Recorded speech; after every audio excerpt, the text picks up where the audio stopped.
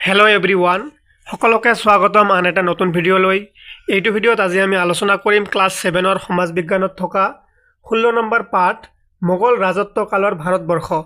এই পাঠৰ অন্তৰ্গত তোমালোকৰ অনুশীলনীত যিমানখিনি প্ৰশ্নৰ উত্তৰ আছে গোটেইখিনি এইটো ভিডিঅ'ত আলোচনা কৰা হৈছে।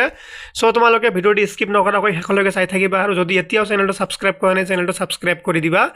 তোমালোকৰ অনুশীলনীৰ প্ৰথমত দিয়া আছে উত্তৰ দিয়া তাৰে ক নম্বৰ প্ৰশ্ন, ভাৰতবৰ্ষত মুছলমানসকলে কেতিয়াৰ পৰা শাসন কাৰ্য আৰম্ভ কৰিছিল। ভেৰি ইম্পৰ্টেণ্ট প্ৰশ্ন হয় এইটো পাঠৰ ভিতৰত।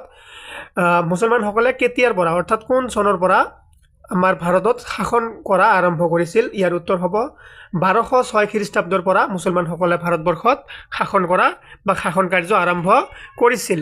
এইটো পানিপথ হ'ব। পানিপথৰ প্ৰথম যুদ্ধ কিমান চনত সংঘটিত হৈছিল। ইয়াৰ উত্তৰ হ'ব 1526 খ্ৰীষ্টাব্দত প্ৰথম যুদ্ধ সংঘটিত হৈছিল। পানিপথৰ প্ৰথম যুদ্ধ কেতিয়া সংঘটিত হৈছিল? 1526 খ্ৰীষ্টাব্দত সংঘটিত হৈছিল। তাৰপিছত দিয়া আছে গ নম্বৰ প্ৰশ্ন, ঔৰংজেবে কাক অসম আক্ৰমণ কৰিবলৈ পঠিয়াইছিল। ইয়াৰ উত্তৰ হ'ব বংগৰ সুবেদাৰ মীৰ জুমলাক অসমলৈ পঠিয়াইছিল। ঔৰংজেবে কাক অসম আক্ৰমণ কৰিবলৈ পঠিয়াইছিল?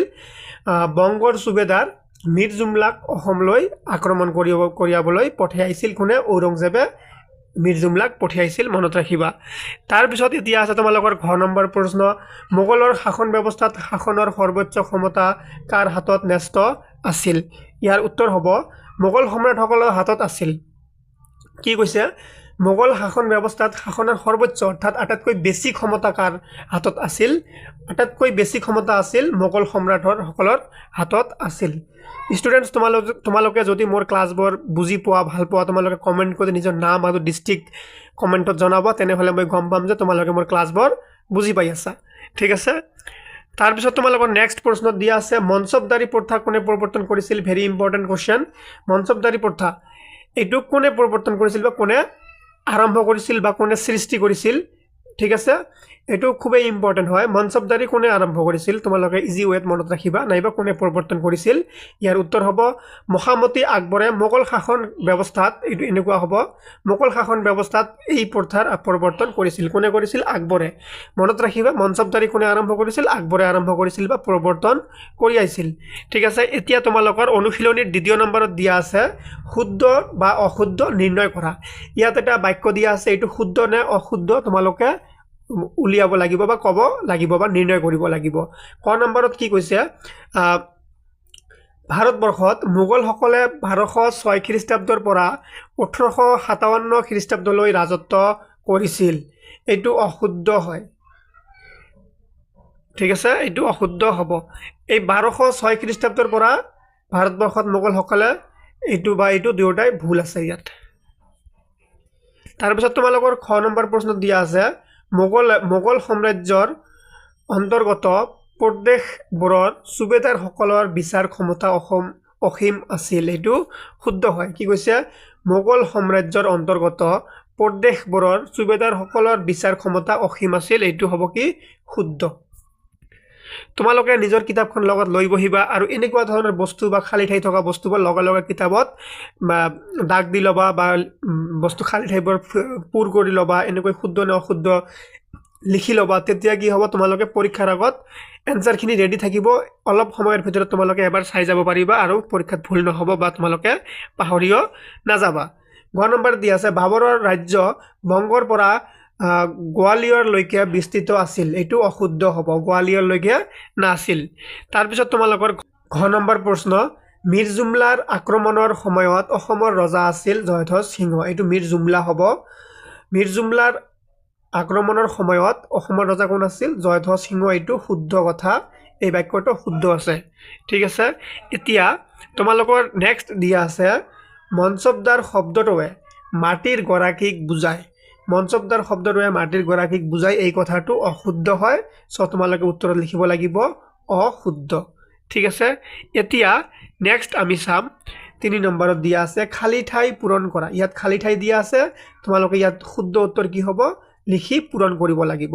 যেনেকৈ ক নম্বৰত দিয়া আছে ডেছ মোগলসকলৰ তৃতীয় আৰু শ্ৰেষ্ঠ সম্ৰাট কোন আছিল? কোন মোগলসকলৰ তৃতীয় আৰু শ্ৰেষ্ঠ সম্ৰাট আছিল? ইয়াৰ শুদ্ধ উত্তৰ হ'ব আকবৰ।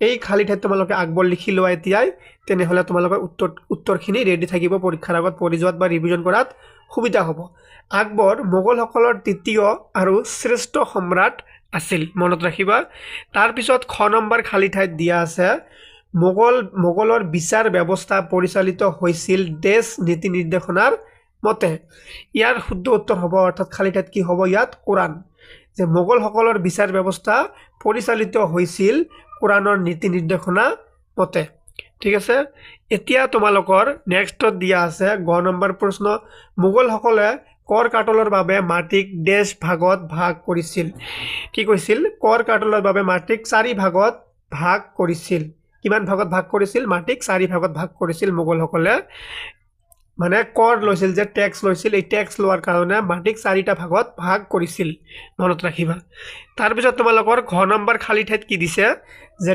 দেশ খ্ৰীষ্টাব্দত মহামতি আকবৰে মোগল শাসন ব্যৱস্থাত মঞ্চবদাৰী প্ৰথাৰ প্ৰচলন কৰে ভেৰি ইম্পৰ্টেন্ট ইয়াৰ শুদ্ধ উত্তৰ হ'ব 1577 খ্ৰীষ্টাব্দত ইয়াত হ'ব 1577 খ্ৰীষ্টাব্দত মহামতি আকবৰে মোগল শাসন ব্যৱস্থাত মঞ্চবদাৰী প্ৰথাৰ প্ৰচলন কৰিছিল বা কৰে তাৰ পিছত নেক্সট প্ৰশ্নত দিয়া আছে আকবৰৰ শাসনকালত মঞ্চবদাৰ আছিল ডেশজন কেইজন আছিল এটো শুদ্ধ উত্তৰ হ'ব 29 জন যে আকবৰৰ শাসনকালত মঞ্চবদাৰ আছিল 29 জন ঠিক আছে এতিয়া তোমালোকৰ নেক্সট প্ৰশ্নত দিয়া আছে 4 নম্বৰত দিয়া আছে কি সমু উত্তৰ লিখা এতিয়া প্ৰশ্নৰ উত্তৰ লিখিব লাগিব তোমালোকক যেনেকৈ ক নম্বৰত দিয়া আছে একত্ৰিত ভাৰতবৰ্ষৰ সপন আংশিকভাৱে কাৰ্যকৰী কৰিবলৈ সক্ষম হোৱা সম্ৰাট দুজন কোন কোন আছিল কি কৈছে একত্ৰিত ভাৰতবৰ্ষৰ সপন আংশিকভাৱে কাৰ্যকৰী কৰিবলৈ সক্ষম হোৱা সম্ৰাট দুজন কোন কোন আছিল মহামতি অশোক আৰু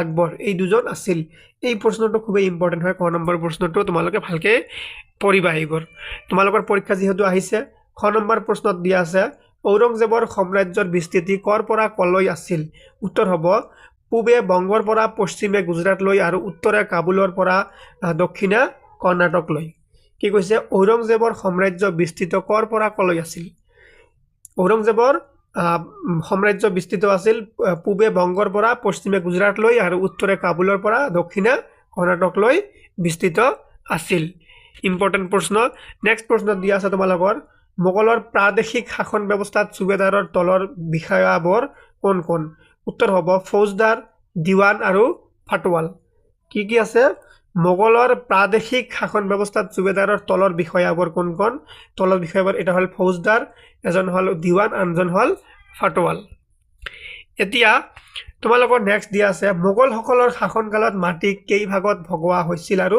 ভাগবোৰ কি কি আমি ওপৰত এটা প্ৰশ্ন পঢ়ি আহিছো যে মাটিক 4টা ভাগত ভাগ কৰিব পাৰি আমি সেইবোৰ কি কি 4টাৰ ভিতৰত এক নম্বৰটো হল পোলাজ দ্বিতীয় নম্বৰটো হল পাৰাউডি তৃতীয় নম্বৰটো হল চাচাৰ আৰু 4 নম্বৰটো হল বাঞ্জাৰ এই 4টা ভাগত মাটিক ভাগ কৰিছিল মোগলসকলৰ সময়ত কৰ তোলাৰ কাৰণে মনত ৰাখিবা এই 4 প্ৰকাৰ মাটি ইম্পৰ্টেন্ট হয় যদি তোমালোকক সুধে যে মোগলসকলৰ শাসনকালত মাটিক কেই ভাগত ভগোৱা হৈছিল আৰু কি কি তোমালোকে লিখিবা মাটিক 4 ভাগত ভগোৱা হৈছিল মোগলসকলৰ সময়ত আৰু কি কি এক নম্বৰ হৈছে পোলাজ পাৰাউটি চাচাৰ আৰু বাঞ্জাৰ একেবাৰে ইজি এতিয়া তোমালোকৰ নেক্সট প্ৰশ্ন দিয়া আছে মঞ্চবদাৰসকলক কিদৰে পৰিতোষিক দিয়া হৈছিল ইয়াৰ শুদ্ধ উত্তৰ হ'ব যে মঞ্চবদাৰসকলৰ নিয়োগ আৰু পদোন্নতি সম্পূৰ্ণৰূপে সম্ৰাটৰ ইচ্ছা অনিচ্ছাৰ ওপৰত নিৰ্ভৰ কৰিছিল পদমৰ্যাদা অনুসৰি মঞ্চবদাৰসকলৰ পৰিতোষিক হৈছিল বুলি জনা যায়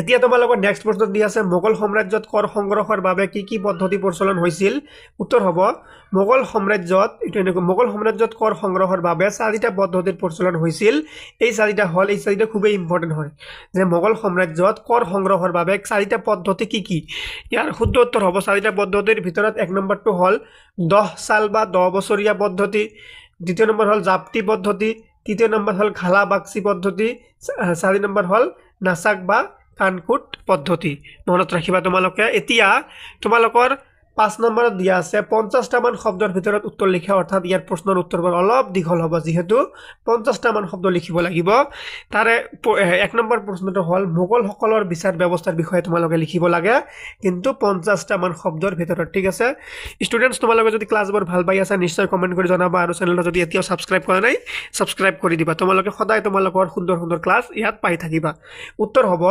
মোগল ৰাজত্বকালত বিচাৰ ব্যৱস্থা সুশৃংখল নীতি নাছিল সুকীয়া বিচাৰালয় নাছিল সম্ৰাটে আছিল শাসন আৰু বিচাৰৰ কেন্দ্ৰ বিচাৰ ব্যৱস্থা পৰিচালিত হৈছিল কোৰাণৰ নীতি নিৰ্দেশনা মতে প্ৰদেশবোৰৰ শাসনকৰ্তা সুবেদাৰসকলৰ বিচাৰৰ ক্ষমতা আছিল অতি কম বেছিভাগ ক্ষেত্ৰত সুবেদাৰসকলে যিকোনো বিচাৰ নিষ্পত্তিৰ বাবে সম্ৰাটৰ ওচৰলৈ পঠিয়াইছিল গাঁও পঞ্চায়ত পৰ্যায়ত পঞ্চায়তে বেছি দিয়া লোকৰ পৰা বিচাৰ কাৰ্য সমাপন কৰা হৈছিল এতিয়া তোমালোকৰ খ নম্বৰত দি আছে মঞ্চবদাৰী প্ৰথা এটো তোমালোকে পঢ়িবা ইম্পৰ্টেন্ট আছে উত্তৰ হ'ব মোগল প্ৰশাসনৰ এক উল্লেখযোগ্য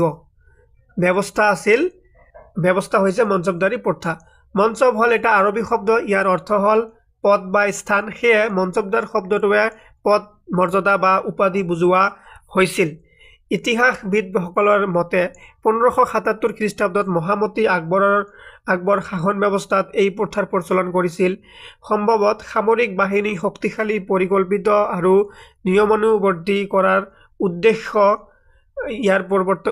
ইয়াৰ প্ৰৱৰ্তন কৰা হৈছিল এইখিনিতে তোমালোকৰ অনুশীলনীত থকা যিমানখিনি গুৰুত্বপূৰ্ণ বস্তু আছিল পৰীক্ষাত আহিবলগীয়া গোটেইখিনি বস্তু আলোচনা কৰা হৈ গ'ল সো সকলোকে ধন্যবাদ ভিডিঅ'টি চোৱাৰ কাৰণে তোমালোকে লাইক কমেন্ট কৰি শেয়াৰ কৰি দিবা আৰু চেনেলটো নিশ্চয় সাবস্ক্ৰাইব কৰিবা ধন্যবাদ সকলোকে